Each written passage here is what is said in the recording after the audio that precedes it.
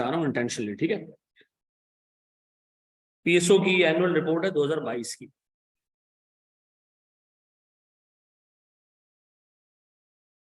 अच्छा, ये हम सामने रखते हैं और हम एक छोटी सी चीज पढ़ते हैं। सर हमने देखा था कि हमारे पास ऑडिट में 5 एलिमेंट्स हैं, ठीक है जी।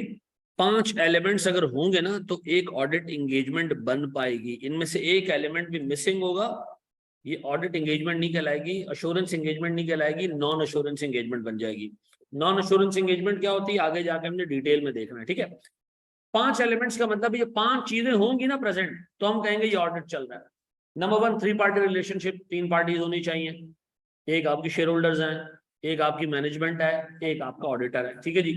लास्ट क्लास में हमने डिस्कस किया था कि मैनेजमेंट और शेयर होल्डर के बीच में रिलेशनशिप क्या होता है। मैंने आपको बताया था स्टीवर्ड है मैनेजमेंट शेयर होल्डर्स की, उसके एसेट्स मैनेजमेंट के नाम पे हैं और मैनेजमेंट उनको मैनेज करेगी। मैनेजमेंट एजेंट है, शेयर होल्डर मैनेजमेंट को गाइड करते हैं थ्रू मेमोरेंडम ऑफ एसोसिएशन और आर्टिकल्स ऑफ एसोसिएशन, और मैनेजमेंट उसके हिसाब से बिजनेस चलाती है। याद आ रहा है। तीसरा हमने ये पढ़ा था कि अकाउंटेबल है मैनेजमेंट, हर साल के एंड में फाइनेंशियल स्टेटमेंट्स हम बना के देंगे। डन। फिर हमने ये कहा था कि जनाब ऑडिटर और मैनेजमेंट इंडिपेंडेंट होने चाहिए, और ऑडिटर और शेयर होल्डर्स भी क्या होने चाहिए, इंडिपेंडेंट होने चाहिए, इनमें आपस में कोई ताल्लुक नहीं है। तो हमने पहला एलिमेंट पढ़ लिया था। दूसरा एलिमेंट क्या है सर हमारे पास, फाइनेंशियल स्टेटमेंट्स, ये हमने देखना है आज, ठीक है। हाँ जी, एक ऑडिट करने जाते हो तो ऑडिट किस चीज का करते हो, एक सब्जेक्ट मैटर का। किसका, एक सब्जेक्ट मैटर का। सब्जेक्ट मैटर का मतलब है फाइनेंशियल स्टेटमेंट्स। ये सब्जेक्ट मैटर बनाया किसने, मैनेजमेंट ने बनाया, ठीक है जी। याद रखना जब हम अपने ऑडिट रिपोर्ट में लिखते हैं ना, हम इस तरह लिखते हैं, वी हैव ऑडिटेड दी, नहीं फाइनेंशियल स्टेटमेंट्स नहीं, we have audited the annex balance sheet, statement of comprehensive income, फिर और statement of changes in equity और statement of cash flows and related notes. ये 5 चीजें लिखता हूं मैं अपने ओपिनियन में, कि मेरा ओपिनियन इन 5 चीजों पे, छठी चीज पे मेरा ओपिनियन नहीं। फाइनेंशियल स्टेटमेंट्स नहीं लिखते हम तो हम आसानी के लिए कह देते हैं we have audited the financial statements of फला फला, नहीं, हम बाकायदा एक्सप्लेन करते हैं भाई। क्योंकि अगर कोई बंदा पीएसओ का ऑडिट रिपोर्ट खोलेगा, एनुअल रिपोर्ट खोलेगा, ये पीएसओ की एनुअल रिपोर्ट है, इसमें शुरू में क्या आ रहा होगा सर, शुरू में आ रही होगी ये कहानियां, ठीक है जी। Directors report, about the report, हमारी इस साल की रिपोर्ट कैसी रही, ये उसके हाइलाइट्स आ रहे हैं, ठीक है जी। फिर उसने बताया जी कि कंपनी का चेयरमैन है वो क्या सोचता है शेयर होल्डर्स के बारे में, शेयर होल्डर को उसने एक रिपोर्ट लिखी है। फिर एक एक डायरेक्टर, जो बड़े डायरेक्टर्स हैं उनकी डायरेक्टर्स रिपोर्ट है। Vision statement, mission statement, company का प्रोफाइल क्या है, कंपनी की ब्रांचेस कितनी है, कंपनी लास्ट ईयर से इस साल कितनी ग्रो हुई, जियोग्राफिकल प्रेजेंस कहां पर है। ये सारी चीजें शेयर होल्डर्स के लिए बनाई जाती हैं। चलते चलते चलते चलते चलते चलते सर, ये हर एक एक बंदी के पाँव नजर आ रहे हैं, सर नजर आ रहा है। ये करते करते सर हम एक आते हैं कहां पर सर, हम आते हैं फाइनेंशियल स्टेटमेंट्स के ऊपर। फाइनेंशियल स्टेटमेंट्स हैं क्या सर, नीचे आ जा भाई। वो फाइनेंशियल स्टेटमेंट्स हैं सर, ये एक कंपनी के फाइनेंशियल स्टेटमेंट्स हैं, ये आगे बैलेंस शीट, ठीक है जी। ऑडिटर ओपिनियन किसके ऊपर है, ऑडिटर का ओपिनियन किसके ऊपर है सर,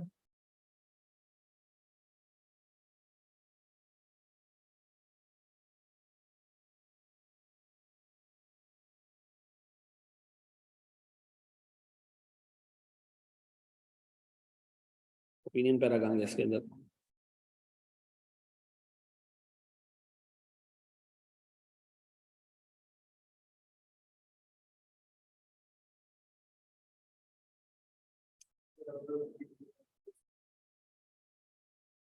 अच्छा, ये अनकंसोलिडेटेड है, नीचे आ रहा है उसका, कंसोलिडेशन के अंदर आ रहा है। ये मुझे पता है, पहले बैलेंस शीट है, फिर क्या है सर मेरे पास, प्रॉफिट एंड लॉस अकाउंट है। अच्छा, इसके ऊपर एक हेडिंग डली हुई अनकंसोलिडेटेड, इसका मतलब क्या है, ये सिर्फ इस कंपनी के अकाउंट्स है, एज एन इंडिविजुअल इसी कंपनी का अकाउंट्स है, इसमें और किसी का अकाउंट मर्ज नहीं है। अच्छा, क्या ये अकेले फाइनेंशियल स्टेटमेंट्स बनाना आईएफआरएस की रिक्वायरमेंट्स हैं, नहीं है सर।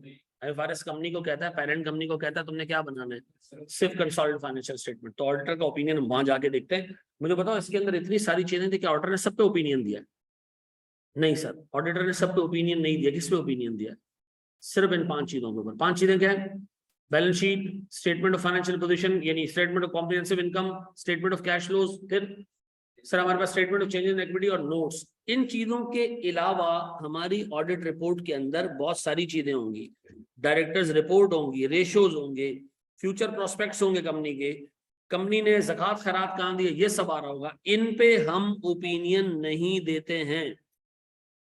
अब बताओ सर, अगर एग्जाम में एक सवाल आया कि जी एक ऑडिट रिपोर्ट है, बताएं इसके अंदर करेक्शन आइडेंटिफाई करें, गलतियां आइडेंटिफाई करें, और वो कहे जी we have audited the financial statement of financial position, statement of comprehensive income, ये भूल जाए और फिर इन दो के बारे में बात करें, तो हम कहेंगे जी ऑडिटर ने जो अपनी रिस्पॉन्सिबिलिटी बताई है उसके अंदर एक चीज क्या कर दी है, मिस कर दी है। अच्छा, अगर ऑडिटर इसके ऊपर ओपिनियन के बारे में बात करे, नहीं सर एज पर आइजा इस पे हम कोई ओपिनियन नहीं देते।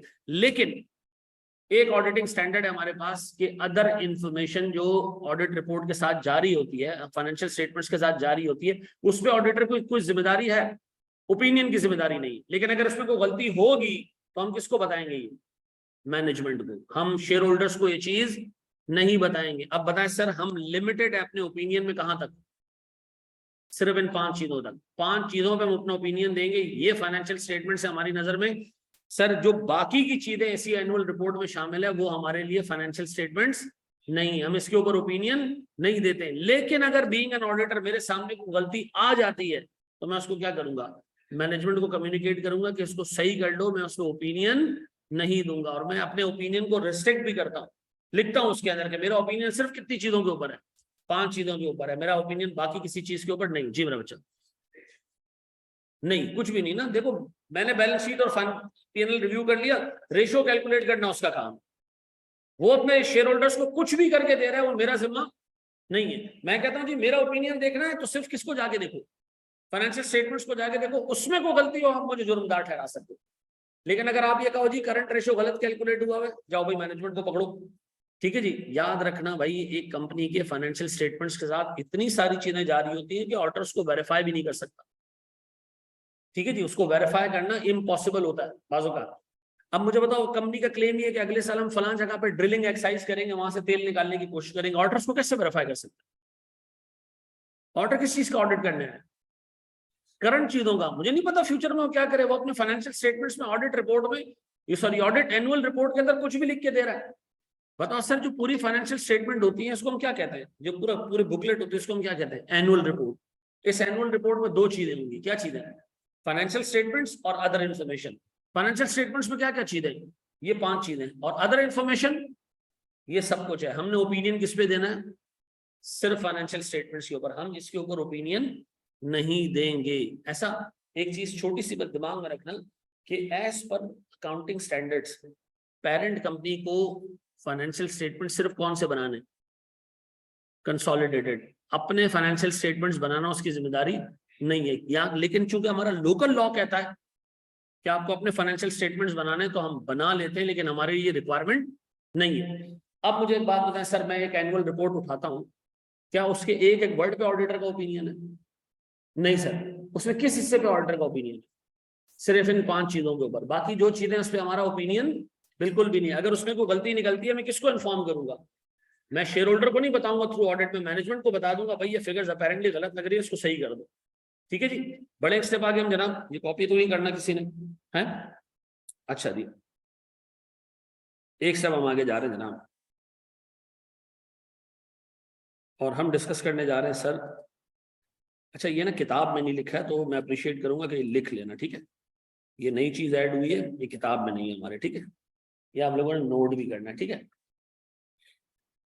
अच्छा मुझे एक बात बताओ, मैं ऑडिट करने जा रहा हूं किसी कंपनी का, उसने फाइनेंशियल स्टेटमेंट्स बनाए हुए सर, मेरा ओपिनियन क्या होता है कि financial statements as per IFRS बने या नहीं बने। इसका मतलब है मुझे क्राइटेरिया भी चाहिए ये चेक करने के लिए कि फाइनेंशियल स्टेटमेंट सही हैं या नहीं है। तो इसका मतलब ये कि सर हमारे पास जो तीसरी चीज आती है वो क्या है, वो है फ्रेमवर्क। वो क्या है जनाब, फ्रेमवर्क। अच्छा इसको हम उर्दू जुबान में क्राइटेरिया भी कहते हैं, ऐसा इसको क्या कहते हैं हम, सब्जेक्ट मैटर। सब्जेक्ट मैटर का मतलब ऑडिटर ने जाके ऑडिट किस चीज का करना है, सब्जेक्ट मैटर बनाता कौन है, मैनेजमेंट। ऑडिटर इसका क्या करता है, ऑडिट करता है। सर ऑडिट किसके हिसाब से करता है कि सही बने नहीं बने, वो हमारा क्राइटेरिया या फ्रेमवर्क है। ठीक है जी, अब हम देखने जा रहे हैं फ्रेमवर्क। अच्छा देखो यार, ये एक ऐसी चीज है जो रिसेंटली डली है, तो इसमें सवाल आने का भी अच्छा चांस है, तो उसको जरा देख के समझ के वो करना। देखिए एक ऑडिटिंग एक हमारे पास IFRS है, स्टैंडर्ड है, इसको हम क्या कहते हैं, फ्रेमवर्क। ठीक है जी, और कोई फ्रेमवर्क है ज़हन में? और कोई फ्रेमवर्क है क्या? बैंक्स अपने फाइनेंशियल स्टेटमेंट्स IFRS के हिसाब से बनाए? नहीं, उनका एक अलग फ्रेमवर्क है, वो कहलाता है BSD 36। ठीक है जी, BSD 36 एक सर्कुलर है स्टेट बैंक का, फाइनेंशियल स्टेटमेंट्स उसके हिसाब से बनाती है। म्यूचुअल फंड्स फाइनेंशियल स्टेटमेंट्स किसके हिसाब से बनाती है? सर वो उन्होंने अपना डिफाइन किया हुआ है, NBFC, non banking financial companies, ये अपने फाइनेंशियल स्टेटमेंट्स अपने हिसाब से बनाती हैं, इनका अपना फ्रेमवर्क है, ये IFRS अप्लाई नहीं करती हैं, लिखती भी हैं। हम IFRS अप्लाई नहीं कर रहे, हमने NBFC रूल्स अप्लाई किए हैं। तो मुझे एक बात बताएं, इसका मतलब है सर कई सारे फ्रेमवर्क्स मार्केट में मौजूद हैं, कई सारे फ्रेमवर्क्स मार्केट में मौजूद हैं।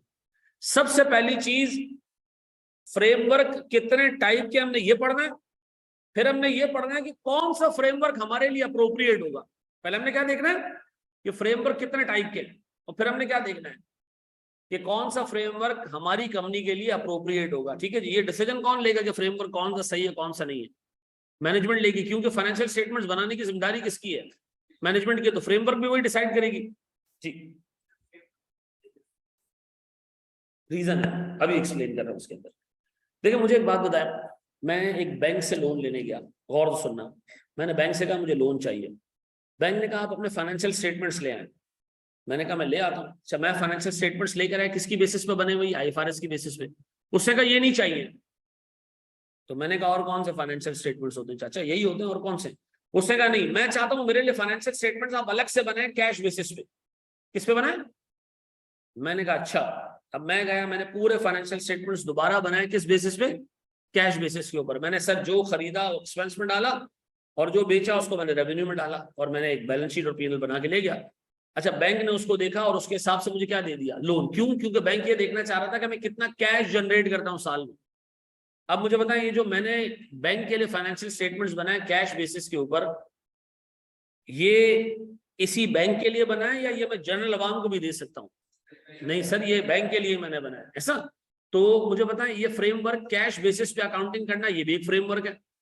ये क्यों आपने सेलेक्ट किया? क्योंकि मेरा इंटेंडेड यूजर बैंक था। ऐसा?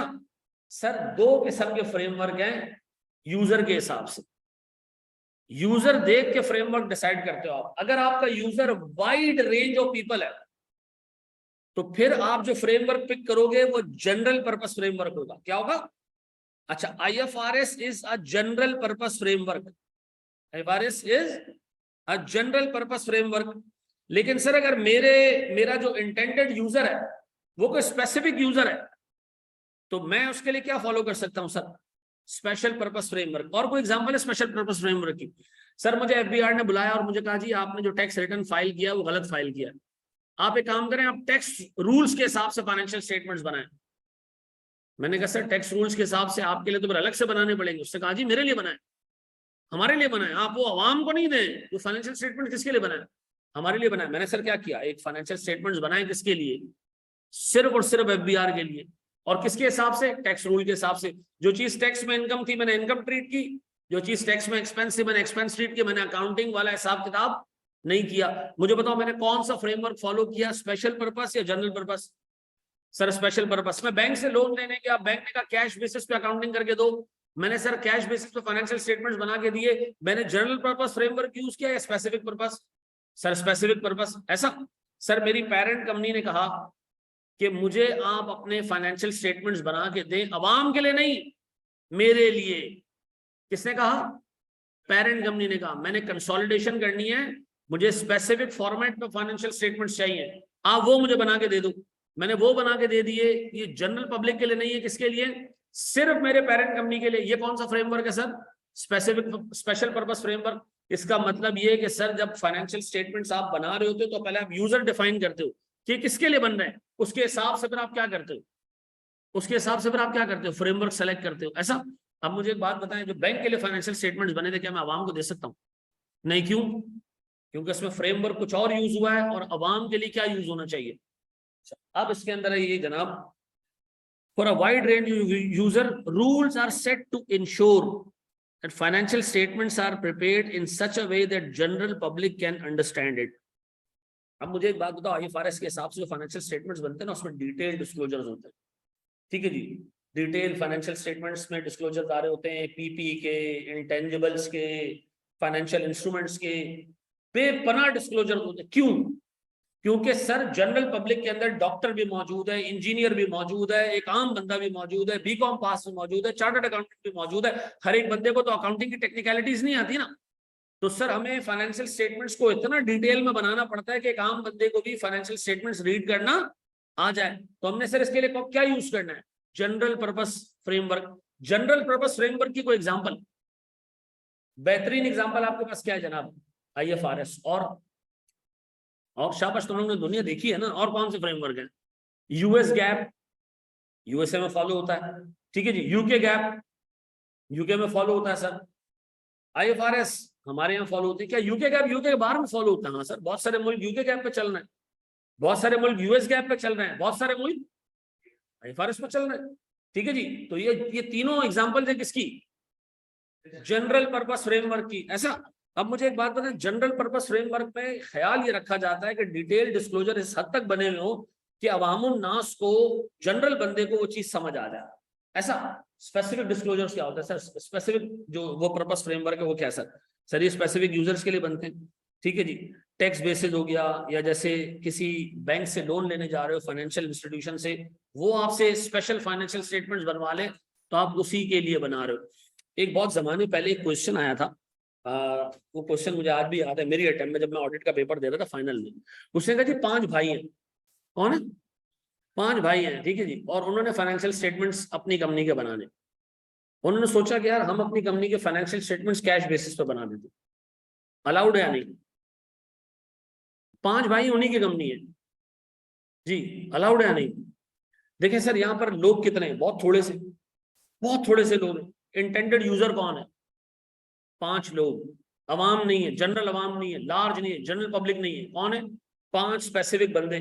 तो क्या ये अपने फाइनेंशियल स्टेटमेंट्स कैश बेसिस पे बना सकते हैं? हाँ बना ले सर, कोई मसला नहीं है। लेकिन अगर लॉ इनको कहेगा जी आपने अपने फाइनेंशियल स्टेटमेंट्स किसी और बेसिस पे बनाने, फिर लॉ को मानना पड़ेगा। लेकिन ऑडिटिंग स्टैंडर्ड कहता है कि अगर बहुत थोड़े से लोग हैं तो आप special purpose financial statement framework use कर सकते हैं। जब आपका शेयर होल्डर वाइड रेंज में, पब्लिक कंपनी है आपकी, बहुत सारे लोग हैं आपके शेयर होल्डर्स, तो फिर आपको क्या फॉलो करना पड़ेगा? अब सुनो, जो फाइनेंशियल स्टेटमेंट्स बनते हैं ना, किसके हिसाब से? स्पेशल पर्पस फ्रेमवर्क के हिसाब से। उसमें मैनेजमेंट लिखती है कि ये फाइनेंशियल स्टेटमेंट किसी एक बंदे के लिए बने, किसी एक यूजर के लिए बने, किसी एक क्लास ऑफ यूजर के लिए बने, ये सबके लिए नहीं बने। ये नहीं कर सकता एक बंदा के जो टैक्स के हिसाब से फाइनेंशियल स्टेटमेंट्स बने, टैक्स रूल्स के हिसाब से, वो अवामुन नास को दे दे। गलत हो जाएगा। क्यों? फाइनेंशियल स्टेटमेंट में लिखा हुआ है कि ये किसके लिए बने, ये टैक्स अथॉरिटीज के लिए बने। इसमें रूल्स भी कौन से फॉलो हुए हैं? जो टैक्स अथॉरिटीज ने हमें बताए, उसी फ्रेमवर्क के हिसाब से हमने बनाया। ऐसा। अब मेरे बच्चों मुझे एक बात बताओ, अगर एग्जाम में आपसे कहे कि जी जनरल पर्पस फ्रेमवर्क क्या है, तो आपने 2 लाइनों में जवाब दे देना, ये वाइड रेंज ऑफ यूजर्स के लिए, और इसमें जो रूल्स हैं उसके हिसाब से जो फाइनेंशियल स्टेटमेंट्स बनते हैं वो इतने डिटेल्ड होते हैं कि आम जनता को समझ में आ जाती है कि एक कंपनी की इकोनॉमिक्स क्या है। स्पेशल पर्पस फ्रेमवर्क ये सर कुछ स्पेसिफिक यूजर्स के लिए बनते हैं। एग्जांपल में आप ये लिख देना जी, टैक्स बेसिस और फॉर फाइनेंशियल इंस्टीट्यूशंस, ठीक है जी। फिर सर ये फाइनेंशियल स्टेटमेंट्स में मैनेजमेंट मेंशन करती है कि ये फाइनेंशियल स्टेटमेंट इंटेंडेड यूजर्स के लिए, ये सबके लिए नहीं। ये क्लियर हो गया? अच्छा जी। अब मुझे एक बात बताएं, 2 ही किस्म के फ्रेमवर्क होने चाहिए फिर दुनिया में, ये जनरल होना चाहिए या स्पेसिफिक होने चाहिए। जनरल बहुत कम है, वो डिफाइंड है, बाकी जिसके हिसाब से भी फाइनेंशियल स्टेटमेंट्स बनाओगे वो क्या होगा? वो स्पेशल पर्पस होगा। अब फ्रेमवर्क की 2 और क्लासिफिकेशन है, ये समझना सर, ये बहुत इंपॉर्टेंट चीज है। फाइनेंशियल स्टेटमेंट फ्रेमवर्क की 2 और टाइप्स हैं। अच्छा, ये 2 और टाइप्स का मतलब ये 2 ऊपर वाली अलग है, ये 2 नीचे वाली अलग है? नहीं सर, ऐसा नहीं। मैं कहता हूँ जी इस क्लास के अंदर कितने मेमन बैठे हैं और कितने नॉन मेमन बैठे हैं, ये एक क्लासिफिकेशन होगी। कितने लड़के हैं, कितनी लड़कियां हैं, ये एक क्लासिफिकेशन होगी। इस क्लास में एक मेमन लड़का भी हो सकता है और एक मेमन लड़की भी हो सकती है। तो इसका मतलब नीचे वाली क्लासिफिकेशन ऊपर वाली क्लासिफिकेशन से डिफरेंट है। यानी ऊपर वाली क्लासिफिकेशन फ्रेमवर्क को देखने का एक तरीका है और नीचे वाली क्लासिफिकेशन फ्रेमवर्क को देखने का एक और तरीका है।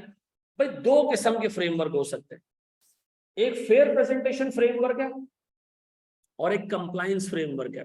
अच्छा जरा सा मैं पहले एक चीज एक्सप्लेन करता हूं सर। मुझे एक बात बताएं, ये ट्रू एंड फेयर व्यू ये वर्ड सुना सुना इसका मतलब क्या है? मैं कहता हूं जी financial statements are giving true and fair view. True का मतलब क्या है? ट्रू का मतलब क्या है? गलतियां नहीं है इसमें। ट्रू का मतलब कोई गलती नहीं है, कोई इसके अंदर मिस स्टेटमेंट्स नहीं है, बिल्कुल सही है फाइनेंशियल स्टेटमेंट्स। फेयर का मतलब क्या होता है? चलो मैं तुम्हें एक छोटी सी एग्जांपल देता हूं।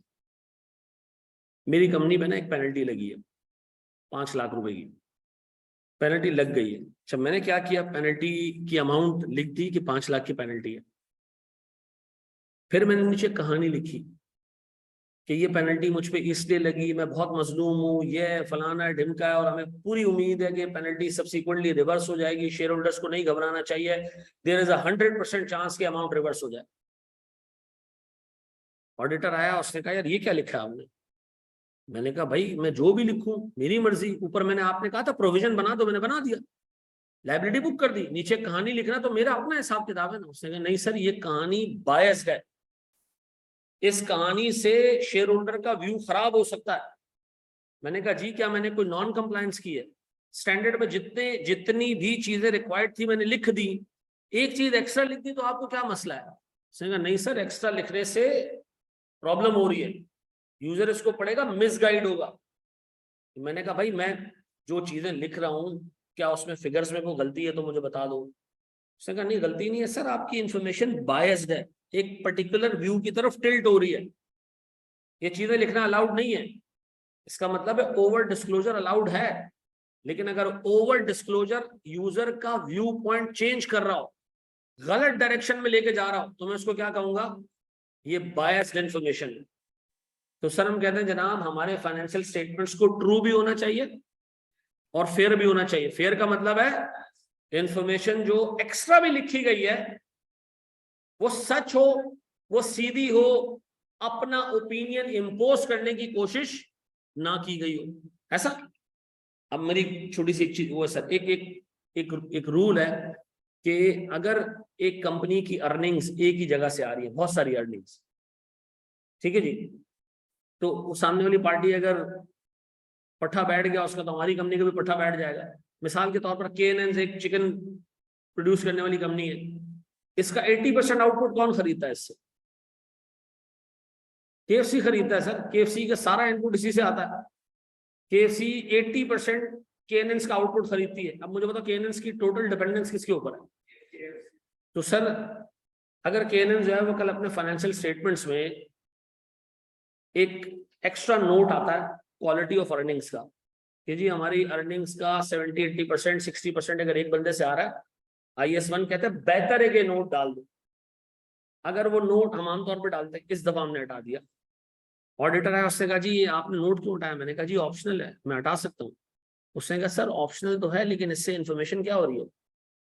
खराब हो रही है सर, अवाम को पता चलना चाहिए। यानी सर कोई चीज डालना जिससे अवाम मिसलीड हो, और कोई चीज ऑप्शनल ऐसी हटा देना जो ऑडिटर की नजर में ऐसा हो कि जी इससे ओपिनियन क्या हो रहा है, खराब हो रहा है सर, इससे चीजें पूरी तरीके से पता नहीं चल रही है, तो हम कहेंगे कि जनाब ये फाइनेंशियल स्टेटमेंट्स फेयर नहीं है। ऐसा फेयर का मतलब ये नहीं कि कोई एडिशनल चीज डाल देना, फेयर का मतलब ये भी है कि आप ऑप्शनल कोई चीज जो आमतौर पर ऑप्शनल है लेकिन आप किसी सूरत में छुपा रहे हो और ऑडिटर को लगता है कि जी ये छुपाना बड़ा मामला खराब कर सकता है, तो ऑडिटर आपको रोक सकता है यार नहीं इसको भाई आप डिस्क्लोज करें, दो इसका डिस्क्लोजर क्या है ऑप्शनल है, लेकिन सर चूंकि आपकी इंफॉर्मेशन इससे क्या हो रही है, बायस हो रही है। तो मुझे एक बात बताएं, हमारे फाइनेंशियल स्टेटमेंट्स क्या होने चाहिए? ट्रू भी होने चाहिए। फेयर का मतलब ना कोई चीज औकात से ज्यादा बता के ओपिनियन खराब की गई हो, ना कोई चीज जरूरत से कम रख के ओपिनियन को डाइवर्ट करने की कोशिश की जाए, ऐसा हम कहेंगे जनाब हमारे financial statements true and fair view दे रहे हैं, ऐसा। अब आओ मेरे बच्चों, देखिए पहला क्लासिफिकेशन क्या है जनाब, फेयर प्रेजेंटेशन, और दूसरा है कंप्लायंस। 2 मिनट रुक जाओ, पे लिखते रहना, 2 मिनट रुक जाओ, लिखते रहना। छोटी सी एक एग्जांपल देता हूँ सर, सुनो सर। एक मेले में ना एक बाप अपने बच्चे को लेके जाता है, और बच्चे को अब्बा कहता है यहीं रुको, मैं तुम्हारे लिए चाय लेकर आता हूँ, ठीक है। बेटा वहां खड़ा हो गया, बेटा बहुत ओबीडियंट है। मेले में आग लग गई, लोग बोलने भाग भाई भाग, बेटा कह रहे, अब्बा ने मना किया, अब्बा ने कहा यहीं खड़े रहना, बेटा जल गया। अब बताओ बेटे ने सही काम किया गलत काम किया है? हम कहेंगे बेटे ने अब्बा के हुक्म को कंप्लाई किया। क्या किया? कंप्लाई किया। लेकिन इससे बेहतर काम हो सकता था कि बेटा भाग जाता, वो काम बेटे ने नहीं किया। सर जो हमारे फ्रेमवर्क है ना, उसमें से एक फ्रेमवर्क है कंप्लायंस फ्रेमवर्क। जो अब्बा ने कहा है वैसे ही काम करना है। कुछ फ्रेमवर्क्स ऐसे हैं जो कंप्लायंस फ्रेमवर्क है, उसमें जो चीज लिखी है वो आपने प्रोड्यूस करनी है, फाइनेंशियल स्टेटमेंट्स में डालनी है, ना 1 इंच आगे जाओगे ना 1 इंच पीछे जाओगे, जो जैसे लिखा है वैसे ही रिप्रोड्यूस करना है। एक बैंक्स जब अपने फाइनेंशियल स्टेटमेंट्स बनाते हैं ना, वो फाइनेंशियल स्टेटमेंट्स बनाते हैं स्टेट बैंक के सर्कुलर के हिसाब से, वो आईएफआरएस अप्लाई नहीं करते। एक बैंक के मैंने फाइनेंशियल स्टेटमेंट्स देखे, उसके पास आ रहा था इन्वेस्टमेंट करंट ईयर में भी 0, लास्ट ईयर में भी 0। तो मैं परेशान हो गया, मैंने कहा ये क्या फजूल हरकत है, जब एक चीज करंट ईयर में भी 0 है, लास्ट ईयर में भी 0 है, तो मनुष्य हटा ही दो ना, इसको डाल ही क्यों रहे हो? तो मैंने उससे पूछा, जो फाइनेंशियल स्टेटमेंट्स बना रहा था, केपीएमजी में बैठे हुए थे, मैंने कहा ये क्यों डाला है? तो करंट ईयर में भी 0, लास्ट ईयर में। उसने कहा भाई इसका फ्रेमवर्क है कंप्लायंस फ्रेमवर्क। उसने कहा जो जहां पे लिखा है ना वो वैसे ही लिख के देना है, ना 1 इंच इधर ना 1 इंच उधर।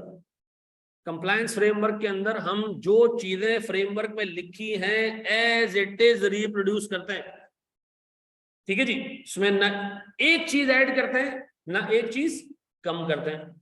तो सर मुझे पता है स्टेट बैंक के जो सर्कुलर है उसके हिसाब से जो फाइनेंशियल स्टेटमेंट्स बन रहे हैं, वो जो फ्रेमवर्क है वो कौन सा फ्रेमवर्क है? वो कंप्लायंस फ्रेमवर्क है, ठीक है जी। अब मुझे एक बात बताएं, एक फ्रेमवर्क है फेयर प्रेजेंटेशन फ्रेमवर्क। इसमें आपको फ्रेमवर्क इजाजत देता है कि अगर किसी जगह पे आपने एडिशनल डिस्क्लोजर्स देने दे दें तो मसले वाली बात नहीं है। अगर आपको लगता है कि जी यूजर के लिए इंफॉर्मेशन और जानना जरूरी है और उससे फायदा हो सकता है, यूजर ज्यादा इनलाइटन हो जाएगा, तो आप ये एडिशनल डिस्क्लोजर दे सकते हैं, लेकिन बायस नहीं होना इसमें। एडिशनल डिस्क्लोजर का ऑब्जेक्टिव क्या होता है कि यार हम उसको जरा और एक्सप्लेन कर दें, ठीक है जी। डिपार्चर्स क्या,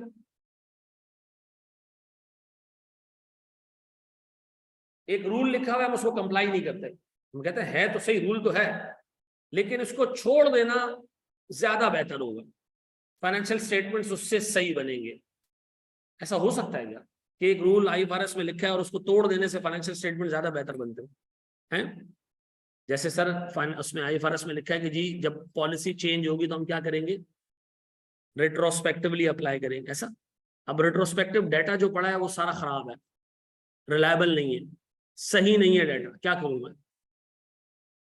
ये लिख दूं कि जी चूंकि पास्ट का डाटा प्रॉपर्ली अवेलेबल नहीं है इसलिए हम चेंज को रेट्रोस्पेक्टिवली अप्लाई नहीं कर रहे हैं, प्रोस्पेक्टिवली अप्लाई कर रहे हैं, या गलत डाटा से अप्लाई करवा दूं? अगर कंप्लायंस फ्रेमवर्क होता तो क्या करना पड़ता मुझे? उस खराब डाटा को भी यूज करके जो है वो चीजें करना पड़ती।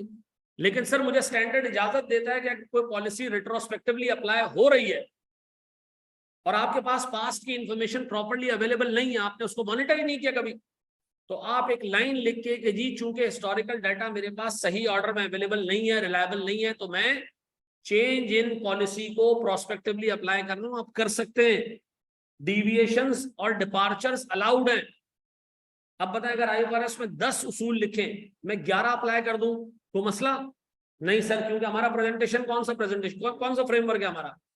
Fair presentation framework. वो कह रहे ठीक है एक ज्यादा दे दो, कोई मसला नहीं, एक चीज नहीं करनी थी तुम एडिशनल इन्फॉर्मेशन दे दो, कोई टेंशन नहीं है। अवाम को सही चीज पता चले, ज्यादा बेहतर पता चले, एक डिस्क्लोजर एक्स्ट्रा दे दो। एक डिस्क्लोजर कार्ड देने से, ट्रीटमेंट चेंज कर देने से अगर रिजल्ट ज्यादा बेहतर आ रहा है तो क्या करो, तो चेंज कर दो। तो मुझे एक बात बताएं सर, जो फेयर प्रेजेंटेशन फ्रेमवर्क है उसके अंदर हम क्या करेंगे सर? एडिशनल डिस्क्लोजर्स भी दे सकते हैं और क्या कर सकते हैं सर? डिपार्चर भी कर सकते हैं। डिपार्चर का मतलब एक रूल को छोड़ भी सकते हैं, एक चीज को इग्नोर भी कर सकते हैं। अच्छा मेरे एक छोटी सी और सवाल है मेरा सर, मुझे एक बात बताएं, एक मशीन पे इम्पेयरमेंट आ रही है, क्या हम सारे एसेट्स की इम्पेयरमेंट टेस्टिंग करते हैं साल में? FAR 1 में पढ़ा था? नहीं सर, जिसमें इंडिकेटर होता है उसकी इम्पेयरमेंट टेस्टिंग करते हैं। और क्या जिसके में इंडिकेटर है उन सबकी इम्पेयरमेंट टेस्टिंग करते हैं? नहीं सर, जिसमें एक्सपेक्टेड होता है कि ज्यादा इम्पेयरमेंट निकलेगा उसी के हम हिसाब किताब चेक करते हैं। अब ये ज्यादा इम्पेयरमेंट है या कम है इसका अंदाजा ही लगाया जा सकता है ना। मेरे पास एक एसेट था, मुझे लगा इम्पेयर्ड है, लेकिन मैंने कहा इम्पेयरमेंट निकालूंगा तो 3-4 हजार की निकलेगी, मैंने इग्नोर कर दिया। क्या ये डिपार्चर है? Yes sir. क्या ये अलाउड है IFRS? यस सर, IFRS खुद कह रहा है कि अगर ज्यादा तुम्हें इम्पेयरमेंट आने का चांस नजर नहीं आ रहा, छोड़ दो, कोई टेंशन, डिपार्चर कर जाओ, कोई मसले वाली बात नहीं है। अब मुझे एक बात बताएं सर, मेरे पास फेयर प्रेजेंटेशन फ्रेमवर्क IFRS है, और सर यहाँ पर याद रखना, जो टैक्स वाला आपको कहेगा ना फाइनेंशियल स्टेटमेंट्स बना के दो, वो आपको पूरा फ्रेमवर्क देगा, ऐसे ही बना के दो। आप बैंक से लोन लेने जाओगे वो आपको फॉर्मेट देगा, ऐसे फाइनेंशियल स्टेटमेंट्स बना के दो। स्टेट बैंक से जो फाइनेंशियल स्टेटमेंट्स बनाता है उसका भी फॉर्मेट क्या है? फिक्स्ड है, उसमें ना 1 इंच इधर ना 1 इंच उधर, ना कोई एक्स्ट्रा डिस्क्लोजर ना कोई डिपार्चर, जो जैसे है वैसे ही करना है। अब मुझे एक बात बताएं सर, अगर फेयर प्रेजेंटेशन फ्रेमवर्क अप्लाई हुआ है तो ऑडिटर को अपने ओपिनियन में ये वर्ड ऐड करना पड़ते हैं कि financial statements are prepared as per financial reporting framework and is giving true and fair view. ये हमें ऐड करना पड़ता है इसके अंदर। क्यों? क्योंकि हम कहते हैं जी कई जगह पे डिपार्चर भी किया होगा कंपनी ने, कई जगह पे जो है वो एडिशनल चीजें भी दी होंगी, लेकिन हमारे हिसाब से जो एडिशनल चीजें और डिपार्चर है इसके बावजूद ये फाइनेंशियल स्टेटमेंट्स क्या दे रहे हैं? एक ट्रू एंड फेयर व्यू। मुझे पता है कंप्लायंस फ्रेमवर्क है, वहां पर चूंकि कोई एडिशनल डिस्क्लोजर देना अलाउड ही नहीं है, तो इन्फॉर्मेशन बायस हो ही नहीं सकती। ठीक है जी, तो हम वहां पर ये लाइन नहीं लिखते हैं कि financial statements are giving true and fair view. हम क्या लिखते हैं? These financial statements are prepared in accordance with the applicable financial reporting framework. बस इसके आगे हम कोई लाइन नहीं लिखते। अब मेरे बच्चों, अगर मैं तुमसे पूछूं हमारे पास फाइनेंशियल रिपोर्टिंग फ्रेमवर्क कितने टाइप के? सर अगर आप यूजर के हिसाब से देखेंगे तो 2 हैं। कौन कौन से? जनरल पर्पस और अच्छा, जनरल पर्पस किसके लिए इंटेंडेड है? लार्ज नंबर ऑफ यूजर के लिए। ठीक है जी। और सर उसमें जो रूल्स लिखे हुए हैं, उससे जो फाइनेंशियल स्टेटमेंट्स प्रोड्यूस होते हैं वो ऐसे होते हैं जो आसानी से समझ आ जाते हैं, जो पब्लिक एट लार्ज को ध्यान में रख के जो है वो रूल्स बनाए गए हैं। सर स्पेसिफिक पर्पस या special purpose? Sir intended user के लिए, कुछ लिमिटेड नंबर ऑफ यूजर्स के लिए। और सर उसके अंदर सर फाइनेंशियल स्टेटमेंट्स जो बनाए जाएंगे सर वो इंटेंडेड यूजर के लिए होगा, उसमें हम लिखेंगे कि फाइनेंशियल स्टेटमेंट कोई और कंप्लाई ना करे। जनरल पर्पस की कोई एग्जांपल? IFRS और US गैप है, UK गैप है। स्पेसिफिक पर्पस की कोई एग्जांपल? सर टैक्स रूल्स के हिसाब से फाइनेंशियल स्टेटमेंट्स बनाना। आप जब लोन लेने जाते हो तो बैंक एक स्पेसिफिक फॉर्मेट है, वो आपसे फाइनेंशियल स्टेटमेंट्स बनवाता है और ऑर्डर को कहता है कि इसको ओपिनियन भी दो, तो ऑर्डर उसको ओपिनियन भी देते हैं कि जी ये वाले जो फाइनेंशियल स्टेटमेंट्स बैंक के लिए बनाए गए हैं वो सही है या नहीं। अब बताएं सर, हमारे पास फ्रेमवर्क की और 2 क्लासिफिकेशन है, कौन सी? सर एक हमारे पास है फ्लेक्सिबिलिटी के हिसाब से फेयर प्रेजेंटेशन फ्रेमवर्क, और दूसरा कंप्लायंस फ्रेमवर्क। अगर कंप्लायंस फ्रेमवर्क आप अप्लाई कर रहे हो तो इसमें 1 इंच ना इधर जाओगे ना उधर जाओगे, जो लिखा है वैसे ही अप्लाई करोगे। कोई एग्जांपल है कंप्लायंस फ्रेमवर्क की? सर स्टेट बैंक अपने बैंक से फाइनेंशियल स्टेटमेंट जो बनाता है वो कंप्लायंस फ्रेमवर्क पे बनवाता है। बैंक्स जो लोगों को लोन देते हुए उनसे फाइनेंशियल स्टेटमेंट्स बनवाती है सिर्फ लोन देने के लिए, वो भी किसके हिसाब से? क्या एक बंदे को लोन लेने के लिए फाइनेंशियल स्टेटमेंट्स बनाने पड़ते हैं? हाँ सर, जब एक कंपनी लोन लेने जाती है ना तो बैंक उसको एक फॉर्मेट देता है, इस फॉर्मेट पे अपने फाइनेंशियल स्टेटमेंट्स बना के मेरे पास लेकर आओ ताकि मैं ये डिसाइड कर सकूं कि तुम्हें लोन कितना देना है मैंने। ये बात समझ आती है? अब बताएं सर, टैक्स वाला आपसे कभी फाइनेंशियल स्टेटमेंट्स बनवाता है? जी सर। टैक्स वाला जब मेरा रिटर्न खोलता है ना, ऑडिट करना शुरू करता है, तो मुझे कहता है ये 20 दिन आपके पास अपने फाइनेंशियल स्टेटमेंट्स इन रूल्स के हिसाब से बना के दो। तो उन रूल्स के अंदर कोई एडिशनल डिस्क्लोजर नहीं, कोई डिपार्चर नहीं। फेयर प्रेजेंटेशन फ्रेमवर्क में डिपार्चर भी अलाउड है और एक्स्ट्रा डिस्क्लोजर्स भी अलाउड है, कंसिडरिंग द फैक्ट के फाइनेंशियल स्टेटमेंट्स क्या हो, ट्रू भी हो और फेयर भी हो। ऐसा ये बात समझ आती है सर? मेरे बच्चों, मेरी आवाज आ रही है ऑनलाइन वालों? अच्छा जी, ये कॉपी कर लिया, पक्का लिख लो उसको, शाबाश।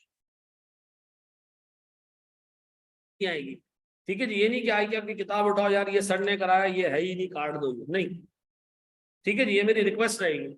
हाँ, कोई ऐसी चीज है जो किताब में और मैंने नहीं कराई है, ये आपने मुझे हाईलाइट कर, यार ये आपने नहीं करा। ऐसे वैसे अभी जो रिसेंट किताब है उसमें ऐसी कोई चीज नहीं है, क्योंकि मैं किताब को कई दफा देख चुका हूँ, लेकिन इसके बावजूद इंसान हूँ, मिस कर सकता हूँ, गलती कर सकता हूँ, मुझे बता देना, ठीक है जी। बुक की पीडीएफ में अभी आपको दे देता हूँ, क्लास के एंड पे दे देता हूँ। बड़े हम आगे दोस्त। अच्छा जी, अब मुझे एक बात बताएं सर, फ्रेमवर्क डिसाइड करना किसकी जिम्मेदारी? फ्रेमवर्क डिसाइड करना किसकी जिम्मेदारी? मैनेजमेंट की जिम्मेदारी। मैनेजमेंट का मतलब है सर जो फाइनेंशियल स्टेटमेंट्स बना रहा है फाइनेंस टीम, वो फ्रेमवर्क डिसाइड करेगी। क्या देख के फ्रेमवर्क डिसाइड करते हैं? क्या देख के कंपनी फ्रेमवर्क डिसाइड करती है? इंटेंडेड यूजर होगा ऐसा? अच्छा चलो मैं तुम्हें आसान कर देता हूँ। सबसे पहले लीगल रिक्वायरमेंट्स। मैनेजमेंट जो फ्रेमवर्क उठाती है ना, वो पहले चेक करती है कोई लीगल रिक्वायरमेंट तो नहीं हमारे ऊपर। जैसे लॉ में लिखा है सारी पब्लिक कंपनीज आईएफआरएस अप्लाई करेंगी, पाकिस्तान की सारी प्राइवेट कंपनीज आईएफआरएस अप्लाई करेंगी, यानी जो कंपनी है वो आईएफआरएस अप्लाई करेगी। सर अभी आपने कहा था वो 5 भाइयों ने एक फाइनेंशियल स्टेटमेंट्स बना दिए थे, वो भी तो प्राइवेट कंपनी थी, उन्होंने तो स्पेशल पर्पस फ्रेमवर्क यूज कर लिया, उन्होंने तो आईएफआरएस यूज नहीं किया। सर उन्होंने स्पेशल पर्पस फ्रेमवर्क यूज किया क्योंकि वो ऑडिटिंग स्टैंडर्ड कंप्लाई कर रहे थे। हमारे लोकल लॉ में लिखा है, कानून में लिखा है कि जितनी कंपनीज है वो क्या करेंगी? आईएफआरएस अप्लाई करेंगी। तो सर जो पेपर ऑडिट के पेपर में चीज आई थी उसने कहीं पे भी नहीं लिखा था कि पाकिस्तानी कंपनी है और इस पर लॉ अप्लाई हो। उसने कहा जी ऑडिटिंग स्टैंडर्ड के उस तरफ से बताओ कि इस पे कौन सा फ्रेमवर्क अप्लाई होगा। मैंने कहा जी स्पेशल पर्पस फ्रेमवर्क यूज कर सकते हैं। क्यों? क्योंकि लोग बहुत थोड़े, जनरल पर्पस यूज करने की जरूरत नहीं है। लेकिन चूंकि पाकिस्तान में लॉ की रिक्वायरमेंट है, चाहे प्राइवेट कंपनी के 3 ओनर क्यों ना हो, आपने क्या यूज करना है? आईएफआरएस यूज करना है। तो सबसे पहले आपने उठा के चेक करना है कि कोई लॉ तो नहीं है। अगर लॉ है तो फिर आपने दिमाग चलाना बंद कर देना है। लॉ कह रहे जी आपने फाइनेंशियल स्टेटमेंट्स बनाना है आईएफआरएस के हिसाब से, आप समझते हो मेरे तो 3 ही यूजर हैं, मुझे तो नहीं बनाना चाहिए। नहीं सर, हम किसको कंप्लाई करेंगे? लॉ की रिक्वायरमेंट को। तो मैनेजमेंट को फ्रेमवर्क सेलेक्ट करते हुए सबसे पहली चीज जो देखनी है वो क्या है? वो लॉ देखनी है। व्हाट इफ के लॉ में ऑप्शन हो कि जी आपकी मर्जी, ये 3-4 फ्रेमवर्क है, आपकी मर्जी, इसमें से कोई भी एक पिक कर लो, आप अपने हालात देखते हुए पिक कर सकते हो। तो फिर हम क्या करेंगे जनाब? Nature of the entity. Nature of the entity का मतलब, देखिए 2 किस्म के आईएफआरएस है, ये आपको शायद पता हो या ना हो। एक आईएफआरएस है फुल स्केल आईएफआरएस, और एक आईएफआरएस है IFRS for SMEs, small and medium entities. ठीक है जी, स्मॉल एंड मीडियम एंटिटीज का क्या मतलब? स्मॉल एंड मीडियम एंटरप्राइजेस का क्या मतलब? छोटी कंपनीज। बड़ी कंपनीज के लिए फुल आईएफआरएस है पाकिस्तान में, और छोटी कंपनीज के लिए आईएफआरएस फॉर, जैसे आईएफआरएस फॉर एसएमईज में बहुत रिक्वायरमेंट्स ऐसी हैं जो नहीं है जो मेन आईएफआरएस में। जैसे डेफर्ड टैक्स की कैलकुलेशन लिमिटेड है, जैसे रिलेटेड पार्टी के नोट्स लिमिटेड है, ठीक है जी, जैसे रीवैल्यूएशन करने का तरीका जो है वो बड़ा डिफरेंट है, छोटा तरीका है सर, इससे भी करवा सकते हो, उससे भी करवा सकते हो। और सर याद रखिएगा आईएफआरएस मेन और एसएमईज के बीच में 16 डिफरेंसेस है। ये फाइनल में आओगे ना तो 16 डिफरेंसेस पढ़ने पड़ेंगे। अब बताओ मैं अपने फ्रेमवर्क खुद पिक करूं, अगर लॉ मुझे अलाउ करता है, लॉ ने कहा जी हाँ सारी कंपनीज को आईएफआरएस अप्लाई करनी, साइज देख के या तो फुल स्केल अप्लाई कर लें या स्मॉल स्केल अप्लाई कर लें। अब बताएं मैनेजमेंट क्या करेगी? देखिएगी जी मेरा साइज लॉ के हिसाब से एसएमईज में आता है या नहीं आता है, मेरा पेड अप कैपिटल एक सर्टेन लेवल पे है या नहीं। अगर मैं एसएमईज हूं तो मैं क्या करूंगा? आईएफआरएस पर एसएमई अप्लाई करूंगा, अदरवाइज क्या करूंगा? अब बताओ सबसे पहली चीज हमने क्या देखनी है? लॉ। लॉ क्या कह रहा है जी? उसके बाद अगर लॉ में लिखा हुआ है जी ऑप्शन है, आप हालात देख के डिसाइड कर लें, तो मैं नेचर ऑफ एंटिटी देखूंगा, खुद को देखूंगा कि हमारी एंटिटी है किस तरह की। Number 3 sir, nature of financial statements. अच्छा ये भी सुन लें, आप फाइनेंशियल स्टेटमेंट्स बनाते हो पूरे साल के भी, और आप फाइनेंशियल स्टेटमेंट्स बनाते हो इंटरिम भी। सर आईएफआरएस में लिखा है कि अगर आप इंटरिम फाइनेंशियल स्टेटमेंट्स बना रहे हो, इंटरिम का मतलब हाफ ईयर के, क्वार्टर के, तो उसमें सारे के सारे आईएफआरएस अप्लाई ना करो, उस पर लिमिटेड आईएफआरएस अप्लाई करो। डेफर्ड टैक्स की कैलकुलेशन छोड़ दो, नहीं करो इंटरिम। कब कर लेना? एंड पे आके कर लेना। ठीक है जी, रिलेटेड पार्टी के नोट्स देने की जरूरत ही नहीं है, क्या करो एंड में जाके देख लेना। ठीक है जी, कैश फ्लोज में ये चीजें गायब कर सकते हो तुम, इतना डिटेल कैश फ्लो बनाने की जरूरत नहीं है, क्यों, एंड पे आके देख लेना। अब मुझे एक बात बताओ, मैं एक फ्रेमवर्क का कुछ हिस्सा अप्लाई कर रहा हूं, कुछ हिस्सा अप्लाई नहीं कर रहा, तो ये मुझे किसने इजाजत दी है सर? अगर लॉ मुझे कहेगा कि जी आईएफआरएस अप्लाई करो, तो आईएफआरएस के अंदर ये चीज लिखी हुई है, इसका मतलब है मैं नेचर ऑफ फाइनेंशियल स्टेटमेंट देख के भी फ्रेमवर्क पूरा अप्लाई करना है या पार्शियल अप्लाई करना है, ये मेरी मर्जी होगी। मैं देखूंगा कि सर अगर मुझे सर फाइनल अकाउंट्स बनाने, साल के एंड के बनाने, तो मैं पूरा आईएफआरएस अप्लाई करूंगा, अदरवाइज मैं। अब बताएं सर, एक मैनेजमेंट अपना फ्रेमवर्क कैसे पिक करती है? लॉ देख के। अगर लॉ में फ्लेक्सिबिलिटी हो तो 3-4 फ्रेमवर्क्स हो, तो फिर हम नेचर ऑफ एंटिटी देखेंगे, उसके हिसाब से पिक करेंगे, नेचर ऑफ फाइनेंशियल स्टेटमेंट्स देखेंगे, ऐसा। फिर पर्पस ऑफ फाइनेंशियल स्टेटमेंट्स, अगर सर मैं किसी बैंक से लोन लेने के लिए फाइनेंशियल स्टेटमेंट्स बना रहा हूं, तो फिर मेरे ऊपर लॉ थोड़ी अप्लाई हो रहा है। लॉ क्या कहता है, अवामुन नास के लिए जो फाइनेंशियल स्टेटमेंट्स बनाने वो ऐसे बनाओ। लॉ मुझे ये थोड़ी कहेगा कि जी बैंक से लोन लेने जा रहे हो तो उसके लिए फाइनेंशियल स्टेटमेंट्स कैसे बताओगे, वो कौन बताएगा मुझे, वो बैंक खुद बताएगा। तो सर अगर आप फाइनेंशियल स्टेटमेंट्स अवाम के लिए नहीं बना रहे हो बल्कि किसी इंटेंडेड यूजर के लिए बना रहे हो, तो फिर आप अपने फाइनेंशियल स्टेटमेंट्स का पर्पस देख के भी फ्रेमवर्क डिसाइड कर सकते हो। अब बताएं जी, फ्रेमवर्क हमें कौन बताएगा कि कौन सा फ्रेमवर्क यूज करना है? सबसे प्राइम सोर्स है लॉ। ठीक है जी, लॉ अगर आपको फ्लेक्सिबिलिटी देता है तो फिर नेचर देख के अप्लाई करने से, फाइनेंशियल स्टेटमेंट्स का नेचर देख लें, अपना नेचर देख लें, ठीक है जी, और आप पर्पस देख लें फाइनेंशियल स्टेटमेंट किस लिए बना रहे हैं। देखिए पाकिस्तान में एक अजीब व गरीब कंपनी है जो अपने फाइनेंशियल स्टेटमेंट्स जो है वो कैश बेसिस पे बनाती है, और है वो एक कंपनी, और उनकी बदमाशी है, वो कहते हैं हम ऐसे ही बनाएंगे फाइनेंशियल स्टेटमेंट्स, तुम्हारी ऐसी की तैसी। उसका नाम है कराची शिपयार्ड। कराची शिपयार्ड है ना, ये अपने अकाउंट्स किस बेस पे बनाती है? Cash base.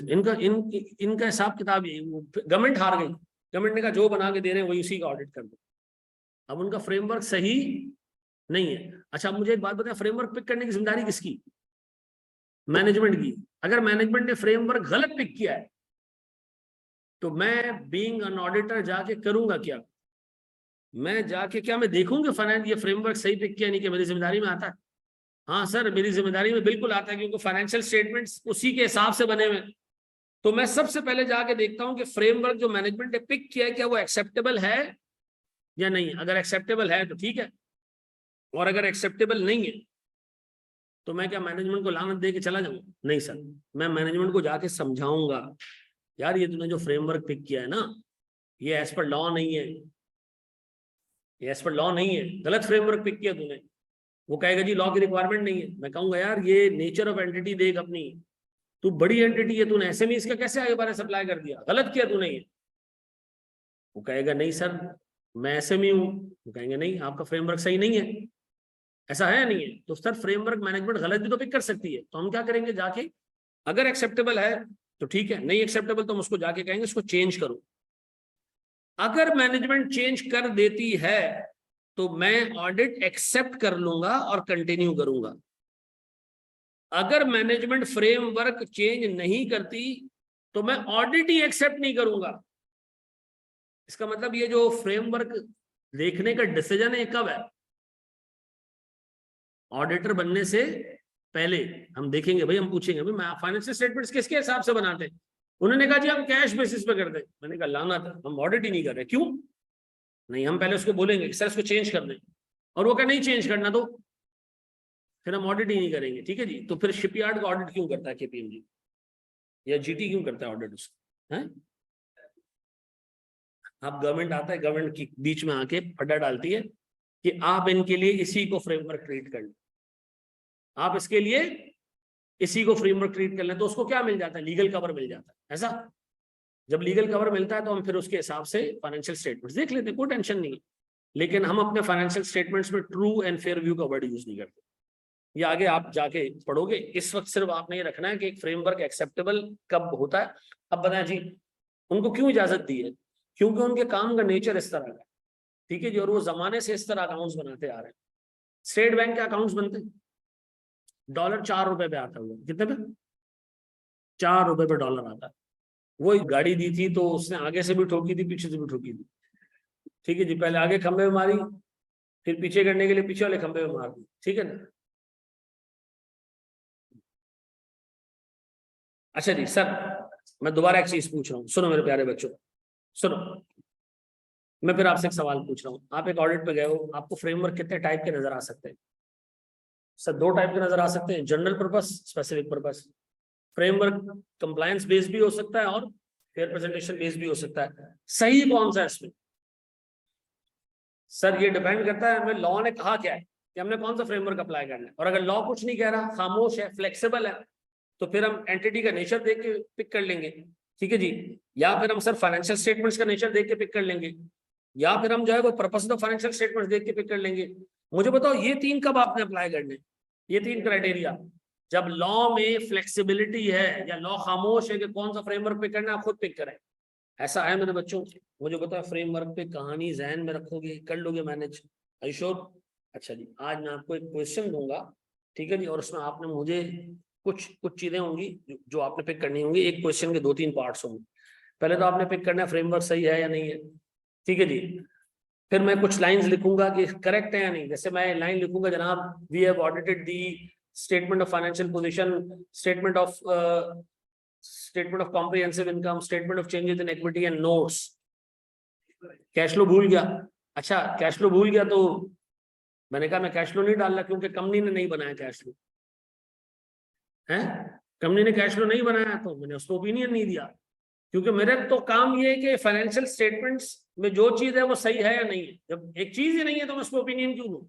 नहीं सर, ये फाइनेंशियल स्टेटमेंट सही है या नहीं, ये ओपिनियन नहीं देना आपने। ये financial statements as per framework हैं या नहीं है। फ्रेमवर्क की रिक्वायरमेंट क्या थी? कैश फ्लो बनाने की। नहीं बनाई कैश फ्लो, आप अपने ओपिनियन में लिखोगे कि जी मैंने कैश फ्लो का ऑडिट किया और मैंने वहां क्या देखा कि कैश फ्लो है ही नहीं। ठीक है जी। लेकिन आप अपने ओपिनियन के अंदर ये 5 चीजें कवर करोगे, चाहे उसने इनमें से 2 चीजें बनाई है, 3 चीजें बनाई, आपने अपने ओपिनियन में क्या करना है? 5 चीजें कवर करनी है। देखो मैं फिर एक चीज बता दूंगा, ये वाले एरिया है ना, जिसमें आपने सवालों में से सवाल इस तरह के आएंगे जिसमें आपने जज करना होगा, सबसे ज्यादा फेलियर इसी एरिया की वजह से आता है। ठीक है जी। आप अभी रिलेटेड पार्टी पढ़ोगे मेरे साथ, सब्सिक्वेंट इवेंट्स पढ़ोगे, सारे केसेस होंगे, उसमें छोटी छोटी चीजें याद नहीं आ रही होती है, और ये फ्रेमवर्क की चीज अभी डली है, ये देख के जाना। पक्का जी? हम आगे जाएं। कोई बच्चा ऐसा जो मुझे समरी बता सके जी कंप्लायंस फ्रेमवर्क क्या था? आसान भाषा में, जिसमें डिविएशंस या डिपार्चर्स और एडिशनल डिस्क्लोजर अलाउड ना हो। ठीक है जी। क्या हम यहाँ ट्रू एंड फेयर व्यू का वर्ड यूज करते हैं? नहीं सर, हम यूज नहीं करते। क्यों? क्योंकि सर कंप्लायंस फ्रेमवर्क में कोई चीज अनफेयर नहीं हो सकती, क्योंकि हमने कोई एडिशनल डिस्क्लोजर ही नहीं दिया, तो फेयर अनफेयर का सवाल ही पैदा नहीं होता। ठीक है जी। फेयर प्रेजेंटेशन क्या है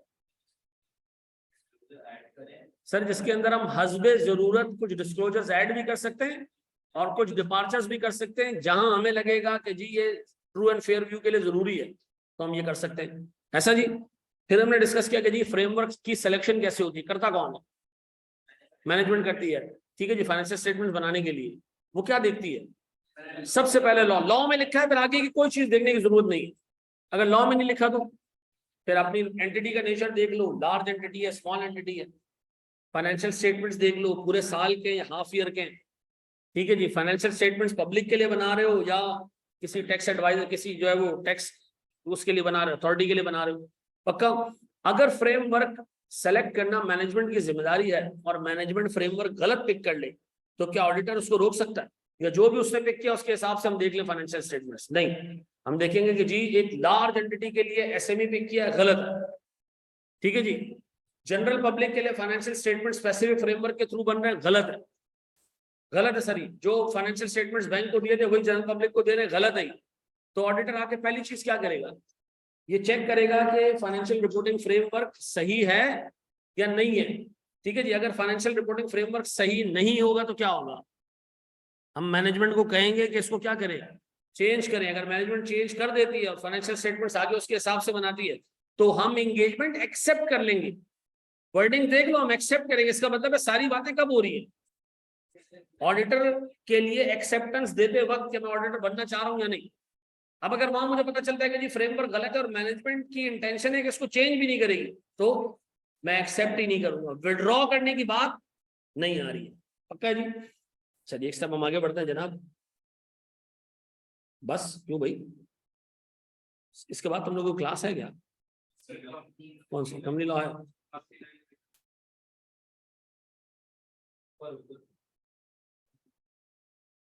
सर फाइनेंशियल स्टेटमेंट वाली स्लाइड दिखा दें, मैंने स्क्रीन शॉट लेना है। स्क्रीन शॉट, अच्छा ये वाला।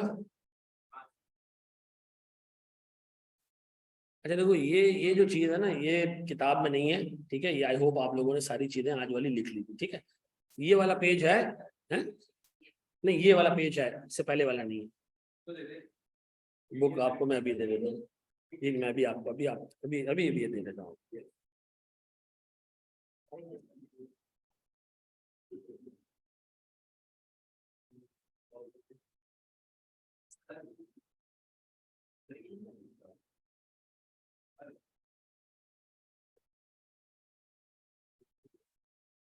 यार हुज़ैफा ऑडिट की किताब यार मुझे सॉफ्टवेयर भेज दो ताकि मैं बच्चों से शेयर कर लूँ।